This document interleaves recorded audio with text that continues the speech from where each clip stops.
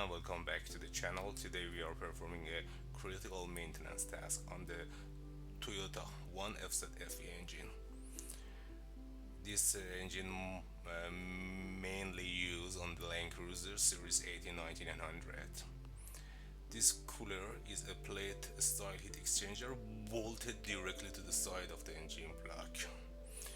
We are doing the removal and resealing of the external oil cooler.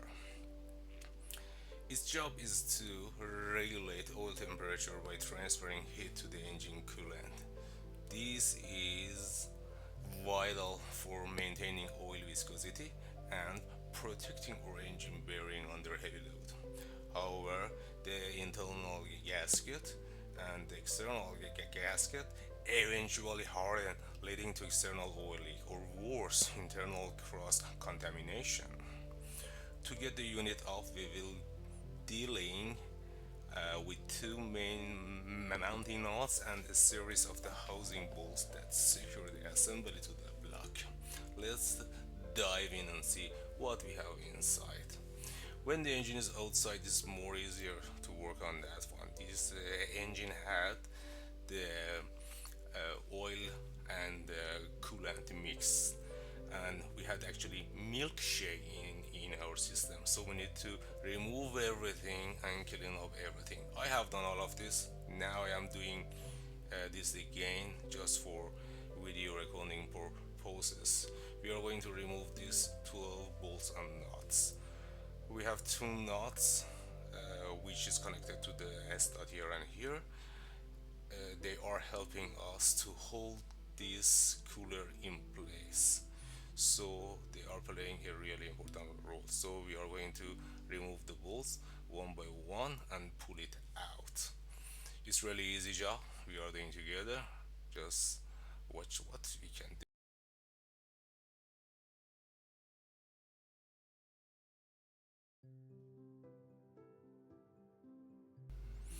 Okay, now we are here. We remove all bolts and nuts, so I just pull it out. It's really easy job. There is no actually any obstacle.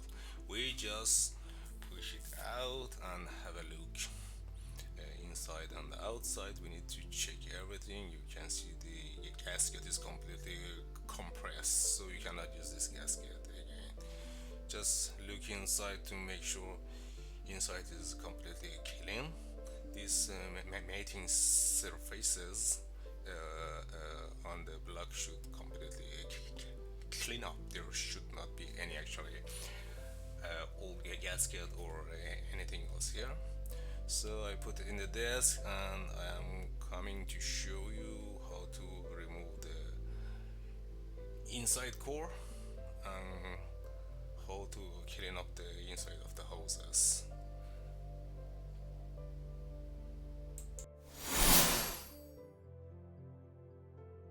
With the cooler out of the way, focus shifts to the surrounding infrastructure. We are removing the radiator hoses and the smaller bypass hoses that fit the cooler. So I'm going to remove this actually four nuts here. I have done all of the things, but now I am doing again to show you how it works. We need to inspect these hoses closely for swelling, oil exposure, rods, rubber from the inside and out.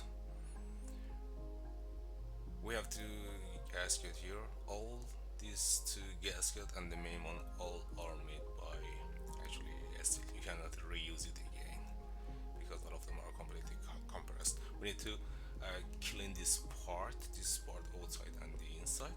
We are using the eraser. We put some the eraser inside and wait for some times to make sure all the actually mixing oil and coolant are coming out.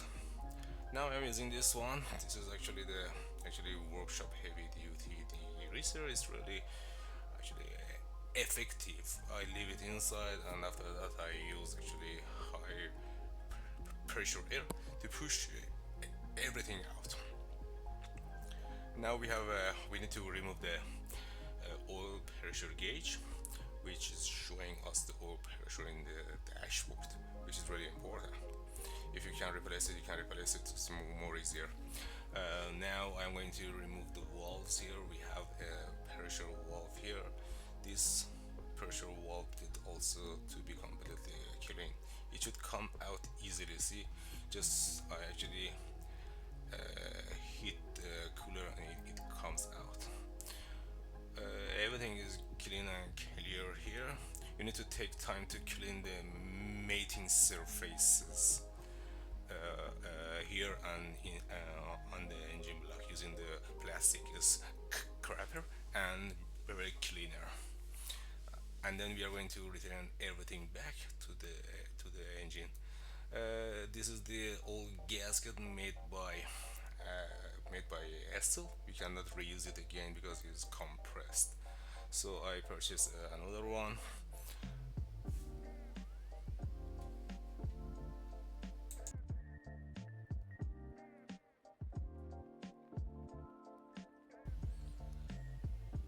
Okay, on the bench we disassembled the cooler core from the housing and we cleaned up everything. Now I am going to return back the pressure valve. We will put the pressure valve and then a spring and then the cap, but the cap has one washer made by copper. We need to replace it. If you can replace it, this is really good, but if you cannot, you need to make it completely clean. I am having a look to see if we have more. Unfortunately I don't have anyone new, so I'm waiting to use one, but fortunately this is out of the engine. If something wrong happen, if there is oil leak, you can replace it anytime. So I am returning this back, make sure everything is clean.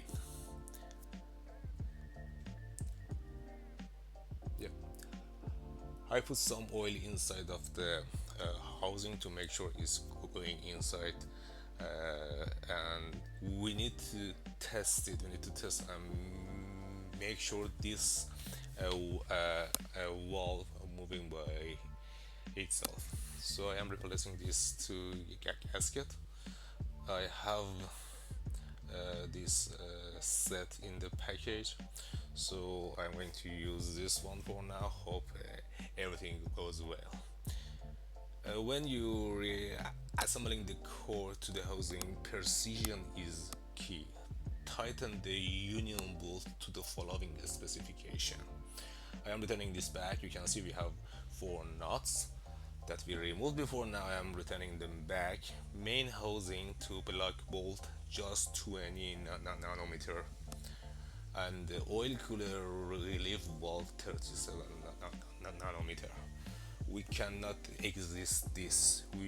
Let's use actually range torque range to set all the values correctly at correct pressure. Now we are ready to move it to the car. We are going to reinstall back. So this is the gasket made by rubber. It seems really good. I'm going to try this one for the first time. We need to make sure these mating face are completely clean. There shouldn't be anything there. We are now ready to return the assembly to the 1FZ-FE block. We are using this to stop to hold the gasket in place. It helps us to check everything. We can check all the holes, all the housing, make sure we are not blocking the oil stream. This part is playing a really important role in our actually 1FZ engine. So we can use this to stop to actually guide the housing over the mounting.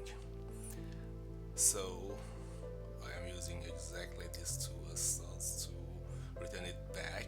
It helps us to hold the gasket in place. So I return it back, push a bit, make sure the gasket is in correct place. We have this actually bolts here. going to return back these two nuts first to make sure the cooler is actually in place, fit to its location, and then we can start continue adding the bolts. The second knot need to tighten a bit. We are thread all the bolts in by hands. This engine had actually mixed coolant and oil, so I clean up the all housing, not just this one. You can see everything replaced. So I will thread all the bolts by hand to avoid any cross threading into the block. In this engine, because the engine is old, we need to make sure we are doing this correctly. Any problem happening for all of this thread, we are in big problem. So I use the actually electric wrench to just tighten them a bit, not a lot, and I am doing this like this. We will torque housing bolt in two passes, starting from the center and working our way out. Now I'm going to use this 12mm socket to tighten the bolt a bit. I'm not going to finalize it now. I am doing this slowly, small a bit for each one, and then I will use the wrench, the torque wrench, to set the torque to 20 Nm, or actually Newton meter. Yeah, it's really easy job. It's not a big deal when the car is outside of the car.